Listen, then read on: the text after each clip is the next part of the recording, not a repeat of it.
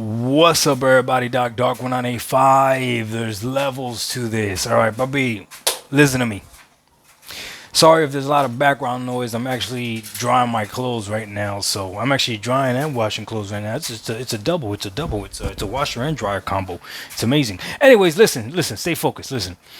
Apparently, leaks have came out as to what the price is gonna be of the new Xbox Rog Ally. Okay, there's gonna be anywhere between $700 to $1,000 depending on which version you get. I'm going to help you out, okay? When it comes to these handheld PCs, and I have plenty of them, okay? I got two. I got two. I got a lot of handhelds, but I got two handheld PC. I have a Lenovo Legion Go, which actually is my son's, and then I have the Asus ROG Ally, the Z1 Extreme version, which is mine. And then the other portable handhelds that we have the PlayStation Portal, which Juju loves, so I can't even hate on the PlayStation Portal because he uses it a lot in the house, as long as the PlayStation is turned on and the Wi-Fi is acting perfect and it works. And then we also have a G Cloud as well, which is the one that we probably use the least. And then we have Nintendo Switches, which we don't even turn those on either. But we got four of those bad boys. But anyways, when it comes to these handheld PCs, I'm going to give you some advice, okay? The next Xbox is a handheld PC. That's what this thing is, right? Do not, for the love of God, do not buy the cheaper version. I'm telling you right now, there hasn't been a single handheld PC that has dropped since they've been coming out commercially, like really popular, because they've been dropping handheld PCs for a while now, but that's been like the popular ones, like the Asus ROG Ally, the Lenovo Legion Go, the Legion Go S, and the MSI, and all. There has not been a single one that the cheaper version has been worth a damn, except for the Steam Deck. That's it. And it's because the Steam Deck, all the Steam Decks are still running all the same chip. So the cheaper Steam Deck will be a cheaper screen or a cheaper memory, all that other stuff, but everything else is the same. With these handhelds, when they put a cheaper chip in it, as far as like graphical power, it has been a nightmare. The Asus ROG Ally with the Z1 version of the chip is not equivalent to the Z1 Extreme. It's not even close, and that's why you see that one go on sale all the time. You can pick one of those up from time to time for like $350 sometimes. Do not buy it. It's not worth it. Just wait, save your little money, save your pennies, and get the one with the Z1 Extreme version. Same thing when the Lenovo Legion Go came out. It came out with the Z1 Extreme. Did perfectly fine. That's the version you want to get. When Lenovo dropped the second Lenovo S Go whatever, and they have the Z2 Go chip or whatever, it's been trash. It's been trash. The Z1 Extreme version of the Lenovo Legion Go, even the Steam edition, has been way better. MSI, when they dropped their handheld, the MSI Claw with the cheaper Windows PC chip, whatever, has been horrible. This new MSI Claw i8, phenomenal. So I'm telling you right now, do not cheap out on these handhelds. It's not the same thing as when I went ahead and I bought a cheap Walmart PC, because my cheap Walmart PC, I could still upgrade the GPU if I wanted to, right? And by the way, that's Walmart PC is still being used to this day. My boy playing Paul World on it right now on his 1080p screen, so he's loving it. But anyways, again, if we want to upgrade that Walmart PC, we can. These handhelds, you're not upgrading the graphical power. You could upgrade the battery, you could upgrade the memory, but you're not upgrading the graphical power. So whatever you buy, you're going to be stuck with until you buy a new one. So I highly recommend you don't buy the cheap version of this thing. With that being said, this new Xbox ROG Ally X is going to have the Z2 chip. The Z1 Extreme chip is a beast. It is a monster. I'm telling you right now, every time I talk about my Asus ROG Ally, to me, it's magic. I don't know how this thing plays these games. I have no idea how this thing can run these games as well as it runs it. The VRR screen makes a huge difference, because anything above 35 FPS is going to seem smooth on a VRR screen, and this thing just does it phenomenal. And if you want to drop the resolution, you can all the way to 720p. Drop the graphical settings, you can. Once you have it plugged in, you get more power. I'm telling you, the thing is just phenomenal. It is amazing. So right now, if you wanted to get a Xbox or Asus ROG Ally X, which is the one with the better battery, right, in the Z1 Extreme version, that thing costs like $800 anyways. So for a newer version of this with a better chip, probably better ergonomics, hopefully better battery life, right? And a built-in UI made for it for $1,000, no, I think that's good. I think that's actually a really good price. Now, it's not my job to convince you on this thing. It's Xbox's job to convince you on this thing.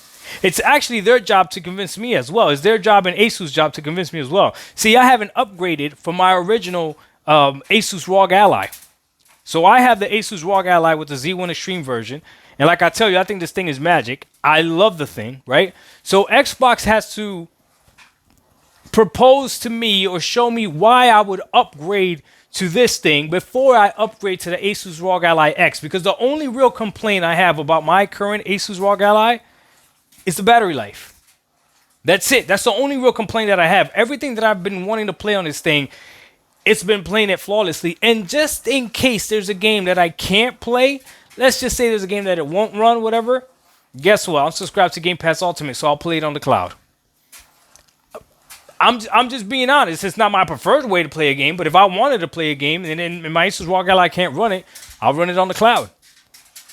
But I'm telling you, the worst thing about my Asus ROG Ally right now is the battery life. So I constantly got to be plugged in, which is going to give me better power anyway. So it's not really that bad. Like I would hate to have a situation like the Steam Deck where you're getting 15 TDP no matter what, whether you're plugged in or not. TDP stands for the power that the system is getting. So depending on how much power the system is getting, it depends on how much graphical power you're going to get out of the system as well.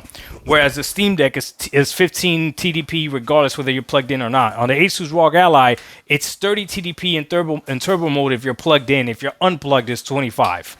So there you go. So there's a difference there. But again, with this new Xbox ROG Ally X, whatever, the battery life, if they have a battery life similar to the Ally X or even better, that's going to be phenomenal. 1080p screen is perfectly fine for a handheld. VRR, the screen better have VRR. I'm telling you, that is a game changer. And then this new UI, let's see what it does. And I think $1,000 is great. I think $1,000 is perfect. But again, they got to convince everybody else. If they convince me, that's fine, but it still doesn't matter.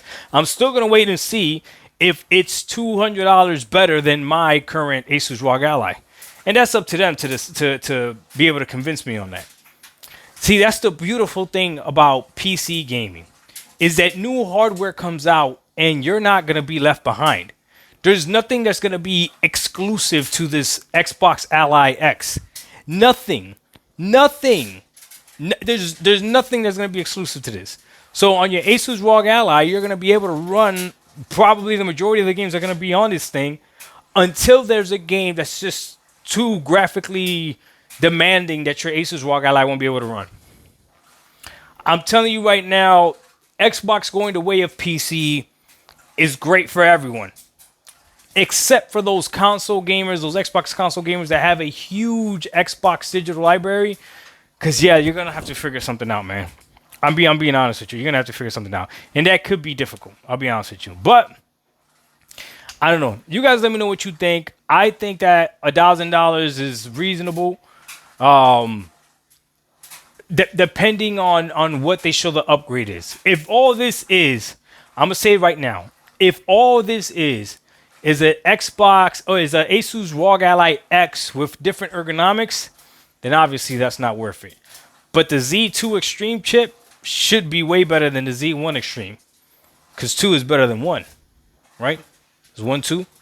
I don't know. You guys let me know what you think. DocDog1985, there's levels to this. And if this thing is not for you, then Xbox just made it real easy. See, this is what I like. This is beautiful. If you're on the fence and like, I don't know if this thing is for me, $1,000, then it's not for you. If you're not sure, don't spend it. Don't spend the money. Save your money and just wait.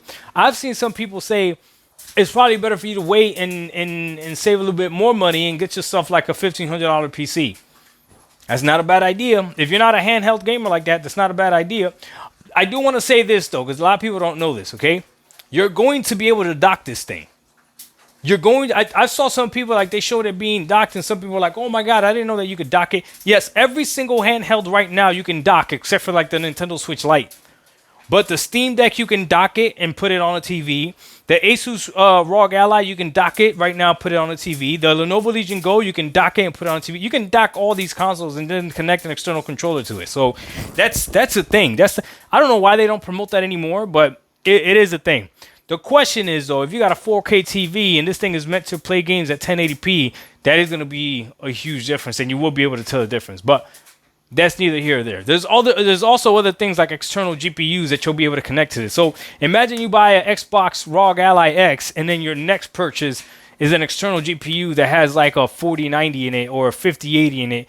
And now you really, when you're playing at home on your TV, you just dock it, connect it to that thing, and then I'm telling you, I gotta do your research. PC gaming is a whole different animal, and I'm loving it so far. It is what it is, though. But let me know what you guys think. DocDog1985, there's levels to this. I don't want nobody questioning me on my handheld gaming, all this stuff. There's only a few people that do this handheld stuff more than me when it comes to our community. And y'all know who y'all are. Shout out to my dude, K-Sante, Everboy Saga, Chariot Man Gaming. Check him out. IsoMotion Gaming. Check him out. He also does a lot of handheld stuff. I might be missing a few people, but besides that, ain't nobody really in our community that does this handheld stuff more than us. And I'm talking about like the regular channels. I'm not talking about like the big YouTube channels that be getting sponsorships and be getting stuff sent to them for free. Hey, yo, dog, when am I gonna catch a break? Send me something, man. Somebody send me something, man. Let me review something. I'll get out of the bathroom. I promise you. Hey, man, I get something from somebody.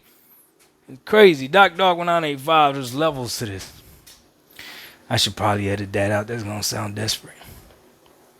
We out. Peace.